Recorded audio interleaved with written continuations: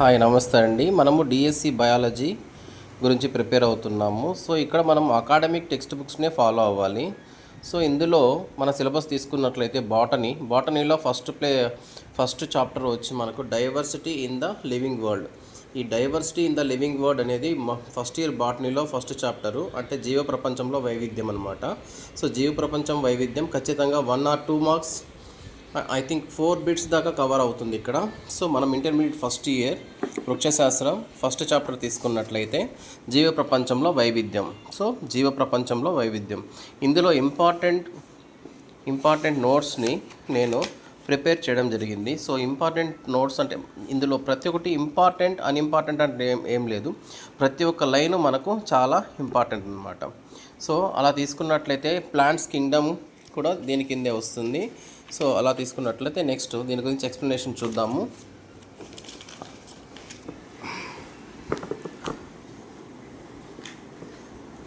మొదట జీవశాస్త్ర వర్గీకరణ. యాక్చువల్గా మొక్కలలో వర్గీకరణ మొదటి ప్రయత్నం చేసింది ఎవరు అంటే అరిస్టాటిల్. అసలు క్లాసిఫికేషన్ ఆఫ్ ప్లాంట్స్ ఎవరు మొదట చేశారంటే అరిస్టాటిల్. సో అరిస్టాటిల్ ఏమైనా వర్గీకరణ చేశాడు అంటే గుల్మాలు, పొదలు, వృక్షాలుగా వర్గీకరణ చేశారు. సో గుల్మాలు, పొదలు, వృక్షాలు మనం ఇది టెట్లో కూడా ఈ విధంగా అడగడానికి ఆస్కారం ఉంటుంది, డిఎస్సిలో కూడా అడగడానికి ఆస్కారం ఉంటుంది అప్లికేషన్ టైప్లో. సో గుల్మాలు తీసుకున్నట్లయితే ఇది 1 నుంచి 2 అడుగులు మాత్రమే పెరుగుతుంది. ఓకేనా. వీటిని హెర్బ్స్ అని కూడా అంటారు మనం, హెర్బ్స్, HERBS, హెర్బ్స్.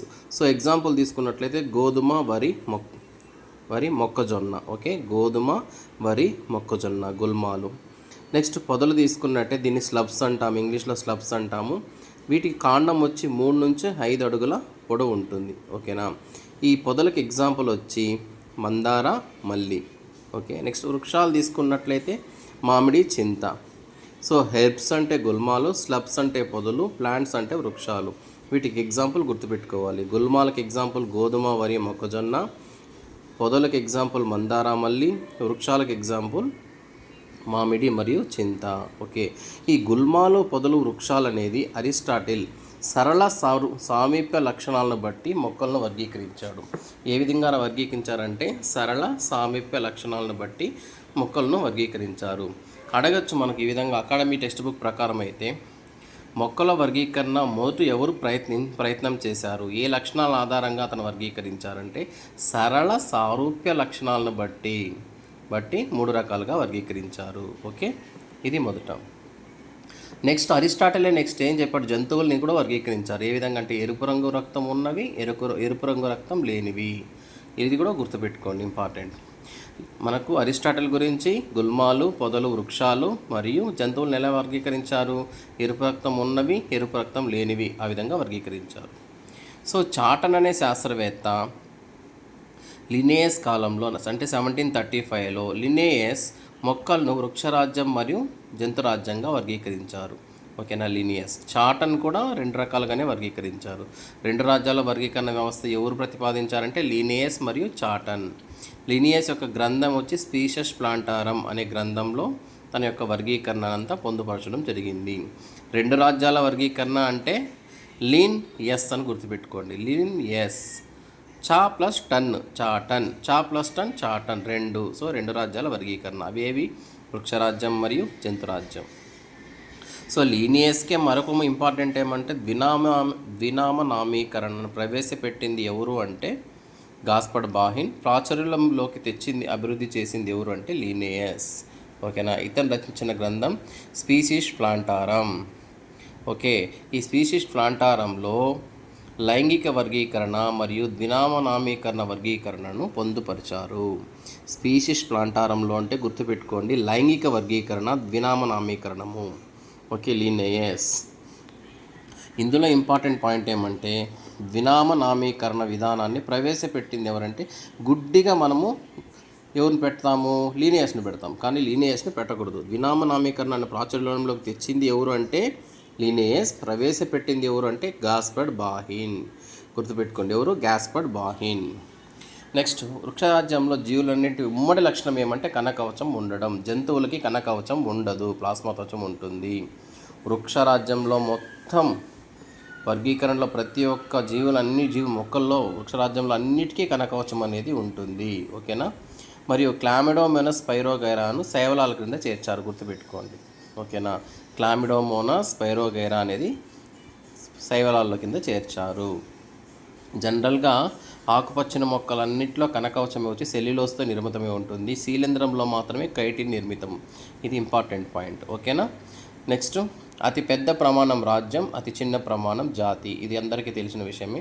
వృక్షరాజ్య వర్గీకరణంలో రాజ్యం, వర్గం, ఓకే, రాజ్యం, వర్గం, విభాగం, రాజ్యం, వర్గం, తరగతి, విభాగం, క్రమం, కుటుంబం, జాతి, ప్రజాతి, ఆ విధంగా ఉంటుంది కదా. సో పెద్ద ప్రమాణం రాజ్యం తీసుకుంటాం, చిన్న ప్రమాణం ఏదంటే జాతి తీసుకుంటాం. ఆర్హెచ్ విట్టేకర్ 5 రాజ్యాల వర్గీకరణ ప్రతిపాదించాడు. మనము 2 రాజ్యాల వర్గీకరణ ఎవరన్నాం? చాటన్ మరియు లినేయస్. సో ఇక్కడ 5 రాజ్యాల వర్గీకరణ ఎవరంటే ఆర్హెచ్ విట్టేకర్ ఇన్ 1969. ఈ ఇయర్ కూడా ఇంపార్టెంట్. ఓకేనా. 1969. అవి ఏమేమి తీసుకున్నట్లయితే మొనీరా, ప్రోటిస్టా, శీలింధ్రాలు, మొక్కలు, జంతువులు. మొనీరా, ప్రోటిస్టా, శీలింధ్రాలు, మొక్కలు, జంతువులు. ఓకే. ఇందులో వర్గీకరణ ప్రాతిపదిక అంశాలు అంటే లినేయస్ ఈ ఆర్హెచ్ విట్టేకరు ఈ 5 రాజ్యాల వర్గీకరణను ఏ లక్షణాల ఆధారంగా వర్గీకరించారంటే వెరీ ఇంపార్టెంట్. ఇది ఆబ్జెక్టివ్ టైప్లో మనకు అప్లికేషన్ టైప్లో ఇవ్వచ్చు. సో కణ నిర్మాణం, థాలస్ సంవిధానం, పోషణ రకము, ప్రత్యుత్పత్తి, వర్గ వికాస సంబంధం. ఈ 5 ఇంపార్టెంట్ పాయింట్స్ గుర్తుపెట్టుకోండి. కణ నిర్మాణము, థాలస్ సంవిధానం. థాలస్ అంటే కణదేహము. ఓకే. కణాలు ఏ విధంగా పొందుపరచబడినాయి, దాని యొక్క స్వరూపం ఏమి, దానికి ఆచ్ఛాదనం ఏమి, ఇలాంటివి ఉంటాయి. థాలస్ సంవిధానం మరియు పోషణ రకము మరియు ప్రత్యుత్పత్తి, వర్గ వికాస సంబంధాలు. ప్రత్యుత్పత్తి లైంగికంగా జరుగుతుందా, అలైంగికంగా జరుగుతుందా? వర్గ వికాస సంబంధాలు అంటే ఒక వర్గానికి ఇంకో వర్గానికి, రాజ్యానికి ఉపరాజ్యానికి, వర్గానికి ఇంకొక వర్గానికి సన్నిహిత సంబంధాలు ఉంటే వర్గాన్ని వర్గంగాను, రాజ్యాన్ని ఉపరాజ్యంగాను, తరగతిని ఉపతరగతిగాను, క్రమాన్ని ఆది క్రమం గాను, ఆది కుటుంబం గాను, ఆ విధంగా వర్గ వికాస సంబంధాల నియమాలని బట్టి కూడా ఈ 5 రాజ్యాల వర్గీకరణని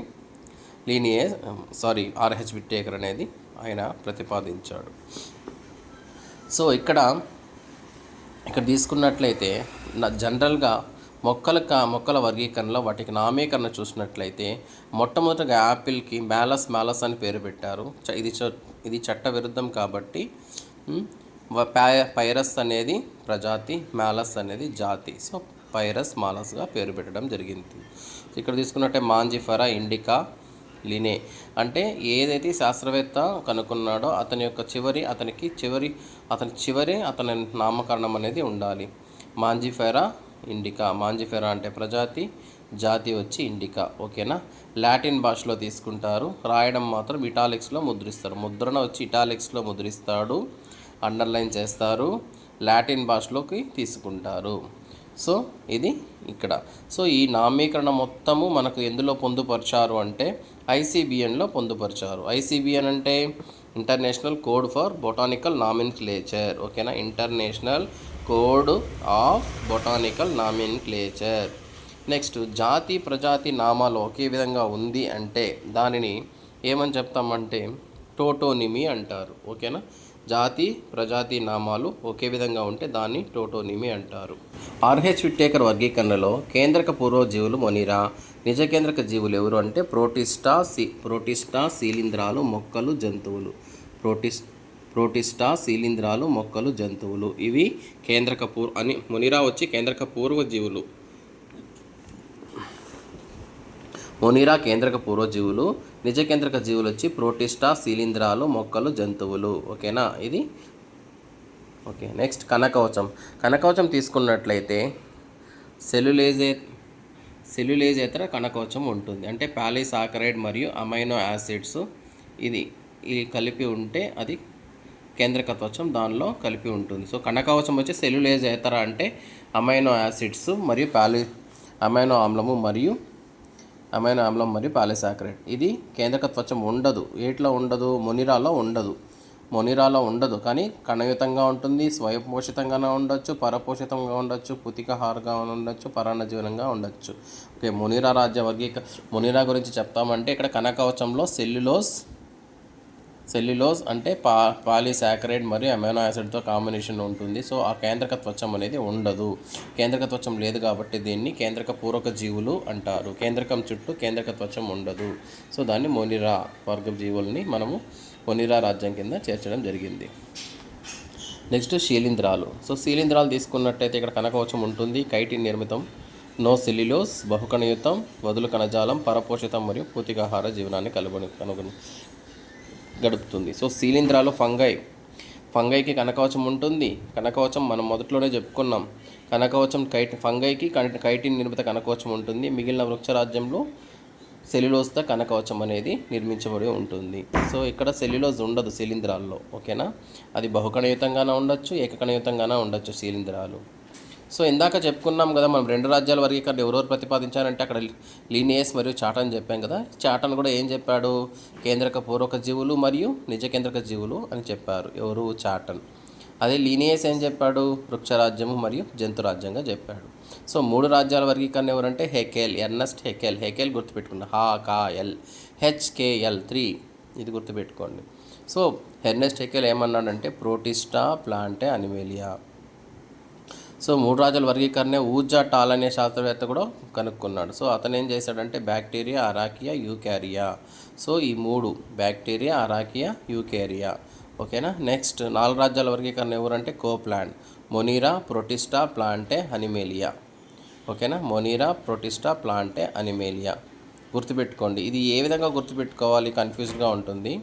సో చాటన్ అంటేనే మీరు చా ప్లస్ టన్ అని చెప్పాను 2 రాజ్యాలు. ఎర్నస్ట్ హెకెల్ అంటేనే ప్రోటిస్టా, ప్లాంటే, అనిమేలియా. ఇది గుర్తుపెట్టుకోండి. పీపీఏ గుర్తుపెట్టుకోండి. ఓకేనా, PPA Protista, Plantae, Animalia. Next ఇక్కడ చూడండి BAU బౌ అని గుర్తుపెట్టుకోండి. ఊజ్ అట్ ఆల్, ఊజ్ అంటాం కుక్కపిల్లిని, అట్ ఆల్ అంటాము. సో గుంపులుగా ఉంటాయి కాబట్టి సో బౌ అని గుర్తుపెట్టుకోండి. ఇది బ్యాక్టీరియా, అరాకియా, యూకారియా. ఓకేనా. నెక్స్ట్ కోప్లాండ్ వచ్చి 4 రాజ్యాలు. సో ఇతను ఏం చెప్పాడంటే ప్రోటిస్టా, ప్లాంటే, అనిమేలియాకి మొనిరా కలిపితే అది కోప్లాండ్. అది గుర్తుపెట్టుకోండి. సో 5 రాజ్యాల వరకు కానీ మీకు కామన్ తెలిసిందే. Monera 1, 2, 3, 4, 5 Monera, Protista, Fungi, Plantae, Animalia. So ఇవి కేంద్రక పూర్వక జీవులు. ఏవి అంటే వీటిలో మొనిరా రాజ్యానికి సంబంధించిన కేంద్రక పూర్వ జీవులు. ఎందువలన అంటే కేంద్రకం చుట్టూ కేంద్రక త్వచం అనేది ఉండదు. ఓకేనా.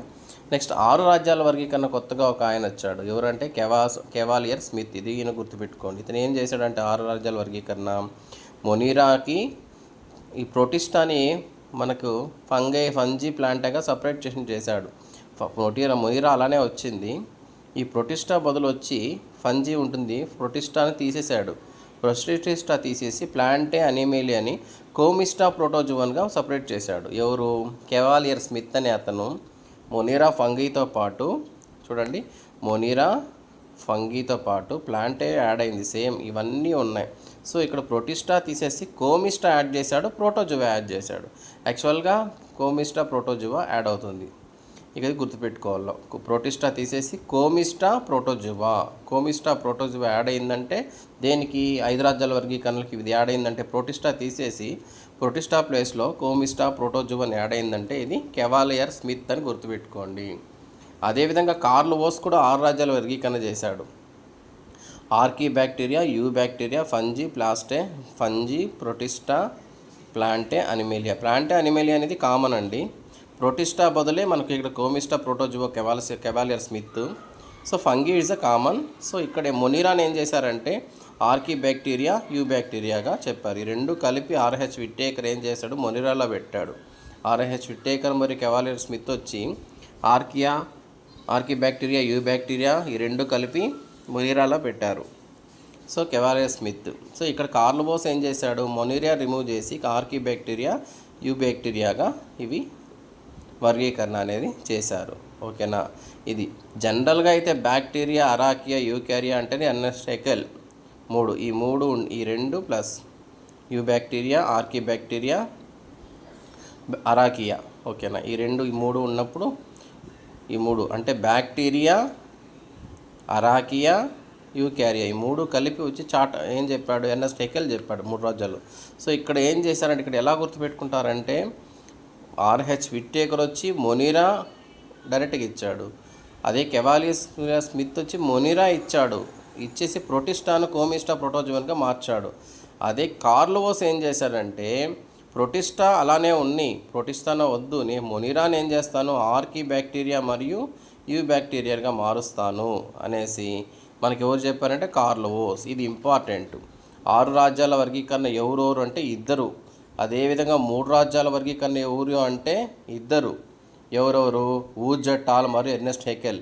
2 రాజ్యాల వర్గీకరణ కూడా ఇద్దరు. ఎవరు? లినియస్ మరియు చాటన్. ఓకేనా, లినియస్ మరియు చాటన్. సో నెక్స్ట్ ఇంట్రడక్షన్ తీసుకున్నారంటే జీవప్రపంచ వైవిధ్యంలో life form plus living process అంటే జీవి life form plus living process equal to biology. ఓకేనా, జీవ రూపాల క్రమబద్ధమైన బృహత్తరమైన వర్ణనలు. ఓకేనా, గుర్తింపు, నామీకరణ, వర్గీకరణ. ఓకేనా, గుర్తింపు, నామీకరణ, వర్గీకరణ. ఇక్కడ ఎర్నస్ట్ మేయర్ గురించి ఇచ్చారు టెక్స్ట్ బుక్లో.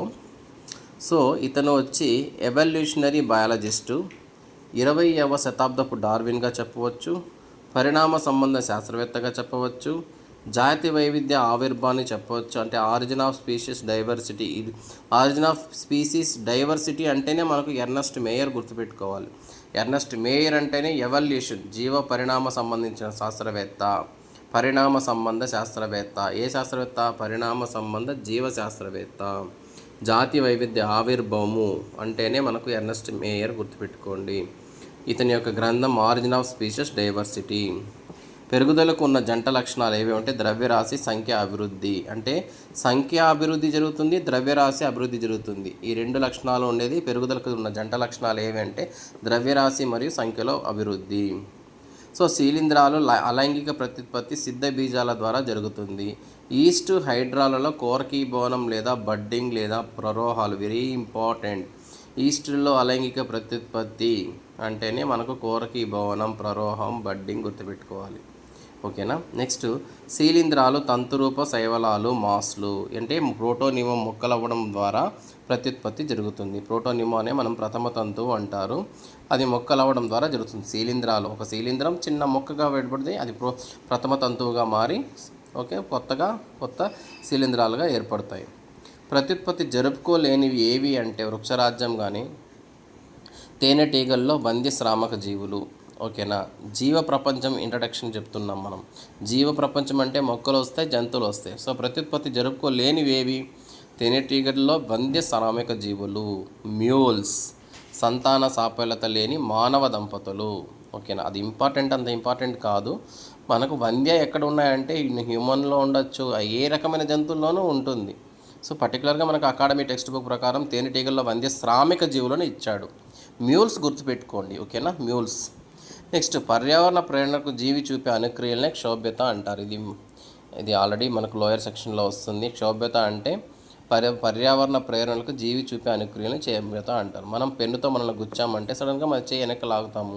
సో అదేవిధంగా పరిసరాలకు అనుగుణంగా మనకు వేడి తగిలితే అలా చేస్తాం. సో అది క్షోభ్యత అంటారు. సో జీవరాశులు పరిసరాలకు అప్రమత్తంగా ఉంటే స్పృహలో ఉన్నట్టు. ఇందాక అన్నాను కదా, పెన్ను తాకింది అంటే చేతిని వెనక్కి లాగేసుకుంటాం. సో అది క్షోభ్యత, స్పృహలో ఉన్నారు. మానవుడు వచ్చి స్వయం స్పృహ కలిగి ఉన్న జీవి. రోగి మెదడు మృతి చెందితే స్వయం స్పృహ ఉండదు. బ్రెయిన్ డెడ్ అయితే స్వయం స్పృహ ఉండదు. అంటే జనరల్గా మనం చూస్తాము, ఒక మానవుడికైతే గ్లాస్కోమా స్కేల్ అంటారు, GCS, గ్లాస్కోమా స్కేల్. సో GCS, అతను స్పృహలో ఉన్నాడా లేదా, స్పృహలో ఉంటే ఎన్ని మార్కులు ఇవ్వచ్చు? G అంటే 4, C అంటే 5, ఇది ఎక్స్ట్రా 6. సో మొత్తం కలిపితే 15. ఈ 15 మార్కులకి 9 మార్కుల కంటే తక్కువ ఉంటే అతను అబ్నార్మల్గా ఉన్నట్టు, 9 మార్కుల కంటే ఎక్కువ ఉంటే అతను నార్మల్గా ఉన్నట్టు. సో అలా ఉన్నప్పుడు స్వయం స్పృహ ఉందా లేదా అంటే మెదడు మృతి చెందితే ఇంకేం ఉంటాడు అతను? 0% ఉంటుంది. సో స్వయం స్పృహ ఉండదు. సో వర్ణించబడిన జాతులు ఎన్ని మిలియన్ల వరకు ఉంటాయంటే 1.7 నుంచి 1.8 మిలియన్ వరకు ఉంటాయండి. ఇప్పటి వరకు వర్ణించబడిన జాతులు 17, 18 గుర్తుపెట్టుకోండి. మధ్యలో పాయింట్లు గుర్తుపెట్టుకోండి. గుర్తించిన జీవికి శాస్త్రీయనామాన్ని ఆపాదించడమే నామీకరణ. గుర్తించిన జీవికి శాస్త్రీయనామా ఆపాదించడమే నామీకరణ. నెక్స్ట్ హెర్బేరియం ఫ్లోరాలోని క్లీనలను కీల సహాయంతో గుర్తించవచ్చు. హెర్బేరియం ఫ్లోరాలోని కీల సహాయంతో గుర్తించవచ్చు. ఇందాక చెప్పుకున్న ICBN, international code for botanical nomenclature. ఓకేనా. ఇది మనము వర్గీకరణ చేయాల్సిన ప్రతి ఒక్క మొక్కల యొక్క వర్గీకరణ అంటే ఎందులో పొందుపరచారంటే international code for botanical nomenclature. International code for botanical nomenclature. Next తీసుకున్నట్లయితే ద్వినామ నామీకరణాన్ని లీనియస్ అనే శాస్త్రవేత్త ప్రతిపాదించాడు. ప్రాచుర్యంలోకి తెచ్చింది ఎవరు అంటే మాత్రం లీనియస్. మొట్టమొదటిగా ప్రవేశపెట్టింది ఎవరు అంటే ఎవరు చెప్పాను అప్పుడే మీకు, గ్యాస్పర్డ్ బాహెన్ గుర్తుపెట్టుకోండి. So Mangifera indica scientific name మామిడి. లాటిన్ లేదా ఇటాలిక్లో రాయబడతాయి. ప్రజాతి జాతి అంటే ముద్రణ వచ్చి ఇటాలిక్లో చేయాలి. ఓకేనా. ఓకే, ముద్రణ ఇటాలిక్లో చేయాలి, పేరు మాత్రం లాటిన్ భాషలో ఉంటుంది. ప్రజాతి జాతి రాసి కింద గీత గీయాలి, ఇటాలిక్స్లో ముద్రించాలి. ఓకేనా. ప్రజాతిని ఎప్పుడు బిగ్ క్యాపిటల్ లెటర్లతో స్టార్ట్ చేయండి, జాతిని స్మాల్ లెటర్లతో ప్రారంభించాలి. మ్యాంజిఫెరా ఇండికాను లినియస్ కనుక్కున్నారు కాబట్టి మ్యాంజిఫెరా ఇండికా లిన్ అని పేరు పెట్టారు. టాక్సాన్ అనేది వర్గం, టాక్సాన్ అనేది వర్గం, టాక్సాస్ అనేది బహువచనం. అది టాక్సాన్ వర్గం వివిధ స్థాయిని సూచిస్తుంది. వర్గీకరణ శాస్త్రంలో ప్రధాన అంశాలు గుర్తింపు, వర్గీకరణ, నామీకరణ. ఓకేనా. మొక్కలు నామీకరణ ఆపాదించడమే దాన్ని నామీకరణ అంటాం. ఓకేనా. ఓకే. Next systematics. సిస్టమా అనే లాటిన్ పదం నుంచి లభించింది. సిస్టమాటిక్స్లో సిస్టమా అనేది లాటిన్ పదము. ఓకేనా. ఒక పద్ధతిలో కూడిన జీవుల అమరిక అని అర్థం. ఎలా అంటే అలా వర్గీకరణలు అమర్చకుండా ఒక పద్ధతిలో కూడిన జీవుల అమరిక. సో లీనియస్ యొక్క గ్రంథం వచ్చి సిస్టమా న్యాచురే. గుర్తుపెట్టుకోండి, లీనియస్ యొక్క గ్రంథం సిస్టమా న్యాచురే. ఓకేనా. స్పీషిస్ ప్లాంటారం కూడా మనకు లీనియస్ గ్రంథమే. ఓకేనా. నెక్స్ట్ వర్గీకరణ యొక్క ప్రమాణం ఏంటంటే టాక్సాన్ ఆర్ వర్గం. జీవుల కనిష్ట ప్రమాణం వచ్చి జాతిని సూచిస్తుంది. ఈ ఆర్డర్ గుర్తుపెట్టుకోండి. జాతి, ప్రజాతి, కుటుంబం, క్రమం, తరగతి, విభాగం, పైలం లేదా రాజ్యం. ఓకేనా. రాజ్యం, విభాగం, తరగతి, క్రమం, కుటుంబం, ప్రజాతి, జాతి. ఓకేనా. సో ఇది గుర్తుపెట్టుకోవాలి, ఇంపార్టెంట్. మనకు బిట్టు పోకూడదు, అందుకే ప్రతి లైన్ని నేను ఎక్స్ప్లెయిన్ చేస్తున్నాను. ఓకేనా. జాతి, ఇక్కడ జాతి వచ్చి మౌలిక పోలిక కలిగిన జీవుల సముదాయం. అంటే ఒక జీవికి ఇంకొక జీవికి దగ్గరి మౌలిక పోలికలు ఉంటే జాతి. దగ్గర సంబంధాలున్న ఈ జాతులు కలిస్తే ప్రజాతులు ఏర్పడతాయి. సో కుటుంబం అంటే జాతులు శాఖీయ ప్రత్యుత్పత్తి లక్షణాల ఆధారంగా మనకు కుటుంబం. ఒక ఫ్యామిలీ అనగానే మనకు ప్రత్యుత్పత్తి లక్షణం ఆధారంగానే మనము చెప్పవచ్చు. నెక్స్ట్ క్రమం తీసుకున్నామంటే ఉన్నత వర్గీకరణ ప్రమాణాల్లో లక్షణ సముదాయం ఆధారంగా గుర్తింపు. ఉన్నత వర్గీకరణ ప్రమాణం ఫర్ ఎగ్జాంపుల్ తీసుకుంటే కన్వాల్వులేసి, సొలనేసి ఈ ఫ్యామిలీస్ ఆధారంగా పుష్ప లక్షణాలు సమానంగా ఉన్నందువల్ల దీన్ని మోనియేలిస్ క్రమంలో అమర్చాలి. ఇది ఇంపార్టెంట్. కన్వాల్వులేసి, సొలనేసి గుర్తుపెట్టుకోండి. కన్వాల్వులేసి, సొలనేసి రెండింటిని దేనిలో అమర్చారంటే పాలిమోనియేలిస్ క్రమం. గుర్తుపెట్టుకోండి, మోనియేలిస్. నెక్స్ట్ తీసుకున్నట్టయితే దగ్గరి పోలికలున్న క్రమాలను కలిగించే పోలికలు కలిగిన క్రమాలు కలిగిస్తే దాన్ని తరగతి అంటారు. అంటే నెక్స్ట్ క్రమాలన్నీ కలిపితేనే తరగతి. ఫర్ ఎగ్జాంపుల్ ద్విదళ బీజాలు తీసుకున్నట్లయితే డైకాటిలిడేస్ అనే తరగతిలో చేర్చారు. డైకాటిలిడేస్ గుర్తుపెట్టుకోండి. మాల్వేసి, రోజేలిస్, పాలిపోనియలిస్ క్రమాలన్నిటి కలిపితే తరగతులు ఏర్పడతాయి. సో పైలం అంటే విభాగం. డైకాటిలిడనే మోనోకాటిల్ అంటే ఏకదళ బీజ, ద్విదళ బీజ కింద తీసుకోవచ్చు. సో పైలం ఈ రెండింటిని కలిపి స్పెర్మటోపైటా ఉపవిభాగం ఆవృత బీజాలు. ఇది గుర్తుపెట్టుకోండి. డైకాటిలిడనే, మోనోకాటిలిడనే ఎందులో చేర్చారంటే స్పెర్మటోపైటా అనే ఉపవిభాగంలో చేర్చారు. ఓకే. నెక్స్ట్ రాజ్యం తీసుకున్నట్లయితే అత్యున్నత స్థాయి ప్రమాణంగా వృక్షరాజ్యంగా చెప్పవచ్చు. ఇక్కడ చూడండి, మస్కా డొమెస్టికా. ఓకేనా. మస్కా అనేది ప్రజాతి, డొమెస్టికా అనేది జాతి. Musca domestica. Next Musca domestica. Muscidae అనేది కుటుంబం. డిప్టరా అనేది క్రమం. ఇన్సెక్టా అనేది తరగతి. విభాగం ఆర్థ్రోపోడా. ఓకేనా, ఆర్థ్రోపోడా. నెక్స్ట్ తీసుకున్నట్టే మామిడి క్రమం వచ్చి సాపిండేలిస్. ఓకే, ఏ క్రమం? సాపిండేలిస్. మామిడి, గోధుమ, స్పెర్మటోఫైటా. ఇది ఆవృత బీజం కాబట్టి స్పెర్మటోఫైటా. ఏది? విభాగం. మామిడి, గోధుమ. నెక్స్ట్ వర్గీకరణ సహాయకాలు. హెర్బేరియం అంటే వర్గీకరణకు సహాయకాలు ఏవేవి అంటే గుర్తుపెట్టుకోవాలి. ఒక వర్గీకరణ చేయడానికి ఏవేవి సహాయపడతాయి, వెరీ ఇంపార్టెంట్ చూడండి. హెర్బేరియం గుర్తుపెట్టుకోండి, బొటానికల్ గార్డెన్స్ వృక్షశాస్త్ర ఉద్యానవనాలు గుర్తుపెట్టుకోండి, మ్యూజియం గుర్తుపెట్టుకోండి, కీ రాయల్ బొటానికల్ గార్డెన్ గుర్తుపెట్టుకోండి, కీ గుర్తుపెట్టుకోండి, పెద్ద హెర్బేరియం. ఓకేనా. ఇంగ్లాండ్ ఎక్కడ ఉంది, ఇంగ్లాండ్లో ఉంది. ఏ నగరంలో ఉంది, క్యూ నగరంలో ఉంది. ఇంగ్లాండ్ క్యూ నగరంలో ఉంది అతిపెద్ద హెర్బేరియం.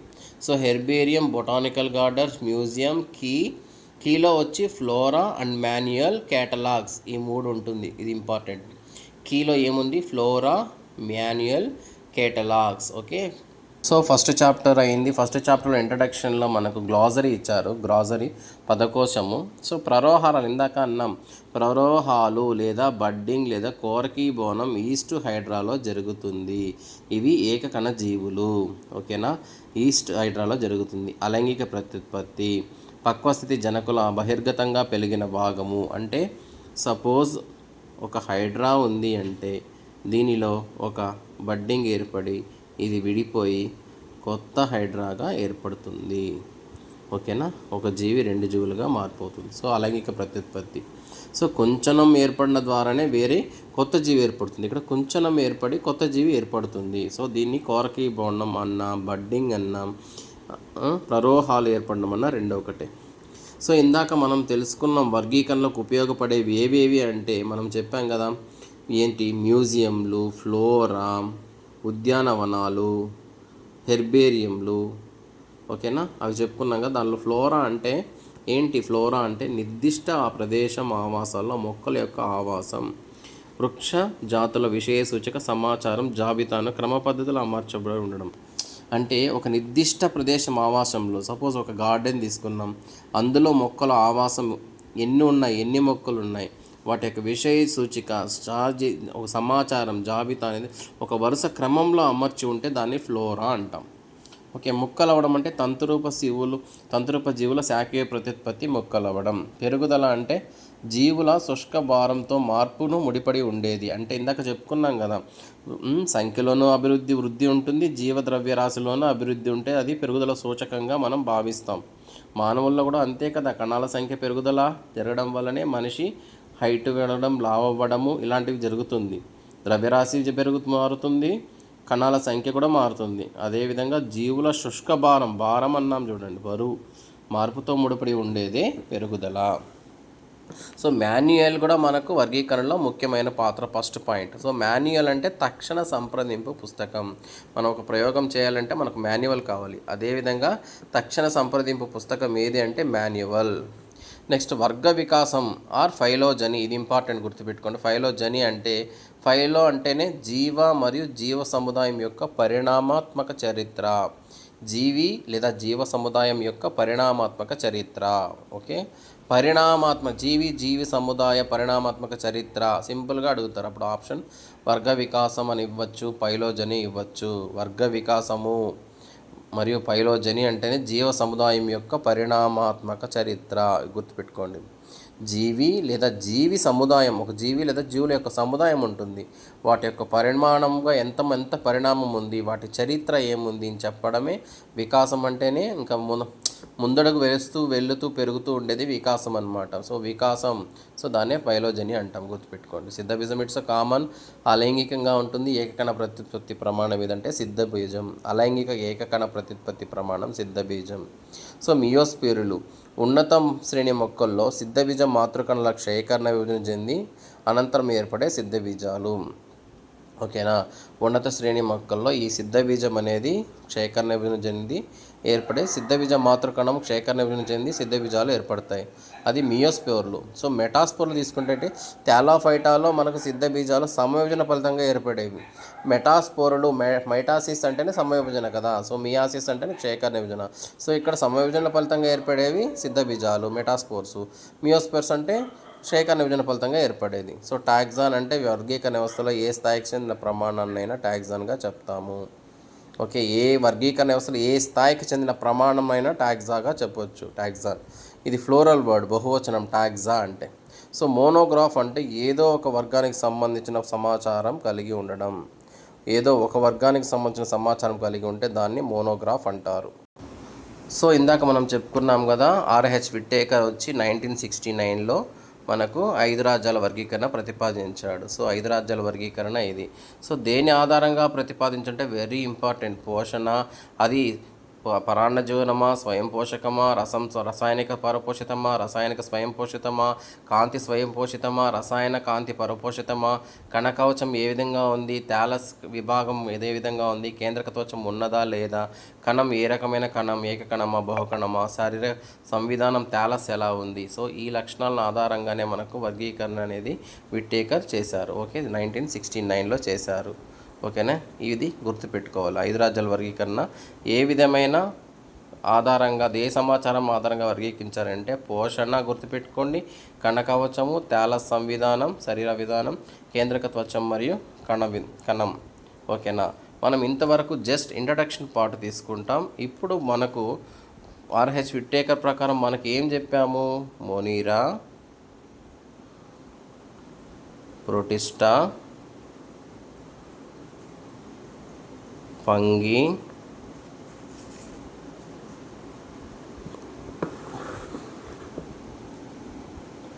ఒక నిమిషం జంప్ అవుతుంది వీడియో.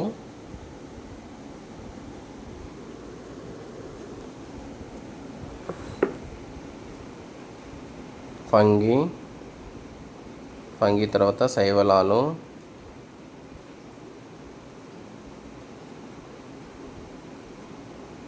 ప్లాంటే, ఫంగి తర్వాత Plantae, Animalia. So Monera, Protista, Fungi, Plantae, Animalia. Monera, Protista, Fungi, Plantae, Animalia. So మనం ఒక్కొక్క రాజ్యాన్ని ఒక్కొక్క క్లాస్గా మనం సపరేట్ చేసుకొని మనము ఎక్స్ప్లెనేషన్ ఇచ్చుకుందాం. సో ఇప్పుడు మొదట ఇది అనిమేలియా జంతురాజ్యంలో చూస్తాం. ఇప్పుడు మొనీరా గురించి మనం చూద్దాం. ఓకేనా.